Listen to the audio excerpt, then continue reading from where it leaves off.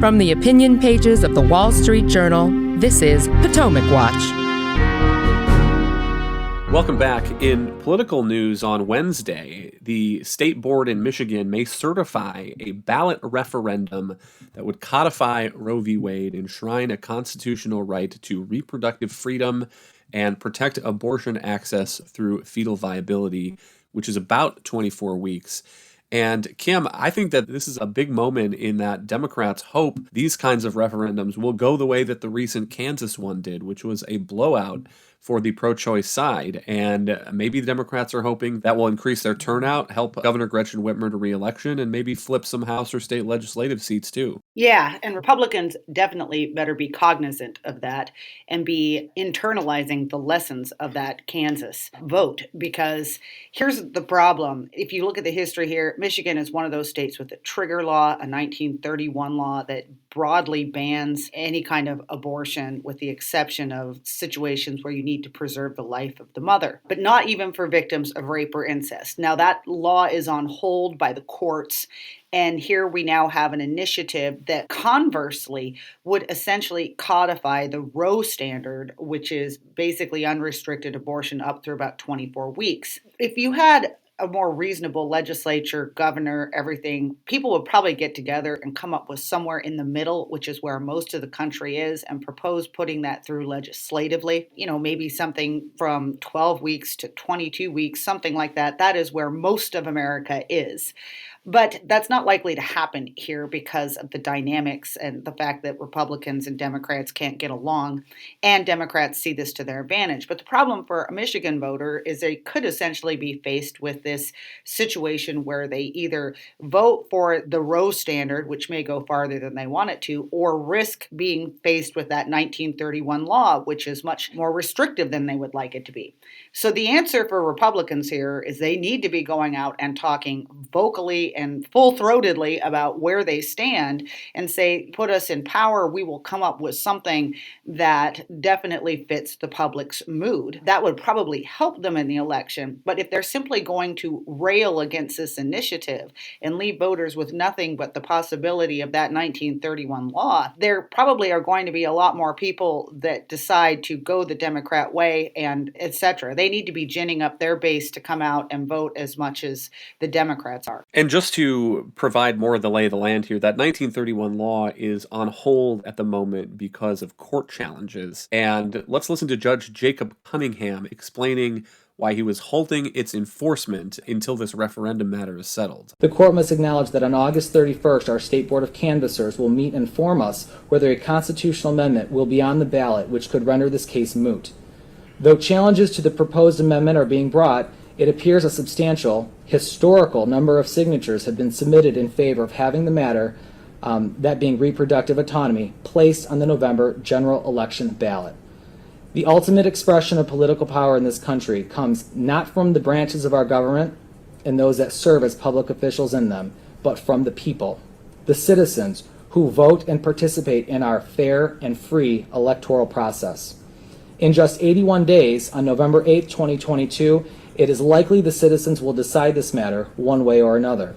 And so what this sets up, in my mind, is sort of an all or nothing choice to voters. They either have the enforcement of the 1931 law, which broadly bans abortion without an exception for rape victims, or they have this constitutional amendment that would protect it unrestricted up through 24 weeks, which is almost the third trimester. And I keep going back to the Gallup numbers, and I don't think either of those is where the public mood actually is. If you look at the Gallup data nationally, 67% of Americans want abortion to be generally legal up through 12 weeks.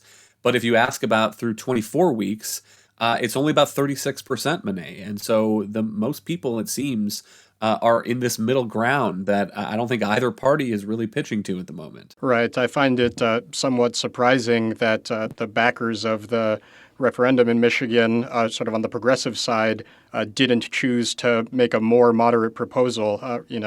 They went with legislation that would theoretically allow abortion up until about 24 weeks. And I think that probably would turn off a lot of voters who would very happily and very easily vote in favor of it if it had been a little bit more limited. But that does also present an opportunity for Republicans, as both you and Kim have said, to present their own more moderate alternative. And if they did that, I think that they would really galvanize, some of their supporters or some people who are on the fence to come out and say, hey, we want to place some reasonable restrictions on abortion, even while permitting it to be broadly legal. But I do think the status quo probably tilts in favor of the Democrats. Still, I do think that they probably have quite a lot of people who are somewhat in shock after the overturning of Roe versus Wade, and they will have some people who are very energized to come out and vote to make sure that the alternative of that 1931 law, which restricts almost all abortions, doesn't fall into place. So you could say your move, Michigan Republicans. They really have to very quickly propose, kind of moderate alternative to what the Democrats are proposing, and see if they're able to, stop some of the losses that can come, not just in Michigan, but around the country from voters who are sort of in shock about the status quo with abortion. And just to underline Monet's point, I mean, the compromise is giving neither side exactly what they want. And it's frustrating for people. It's frustrating for a lot of voters on both sides. But the choice here seems to be for pro-lifers in Michigan, whether to try to keep the 1931 law and risk this constitutional amendment going all the way to 24 weeks, or to try to put Democrats on the back foot and put them on the defense. And one person I would point to is Blake Masters, the Senate candidate in Arizona, who during the primary was describing himself as 100% pro-life, saying he believed in a personhood amendment. And now what he's doing is he's focusing on the parts of his opponent, Senator Mark Kelly's record, which the public also finds extreme. And Mark Kelly, for example, is on the record against parental consent requirements for abortions to minors. He says, ultimately, I feel that young women at a certain age should have the rights to make these kind of decisions with their doctor. He declined to specify what age exactly he was talking about, but there's an example of an issue which is, I think, 60-40, 75-25 in favor of Republicans. And so, Kim, I agree with Monet that they have an opportunity here if they want to pitch to that middle ground. Yeah, and if you watch that Blake Masters ad, which put him on the record, it's very compelling. First of all, he's surrounded by his kids, but he says, look, I'm against late term and partial birth abortion, which for the record is something that many, many Americans agree with too. They would also put themselves at least in that situation. And then he goes on to talk about Kelly's extremism in here, and essentially the fact that he would be willing to have basically any form of abortion, even at times that many Americans find is inappropriate. So it was a good ad. Now he's getting a little pushback because that was not necessarily his position when he was in the primary. So do you trust him? Do you not trust him? But the fact that he's simply exposing that there are choices here and different positions here, and that he's now claiming to be the reasonable choice, and finally exposing that most progressive Democrats these days are quite extreme on this issue and out of keeping with most of the American public. That's a good beginning. One thing I would fault all Republicans for is simply that it's taken them so long to do this.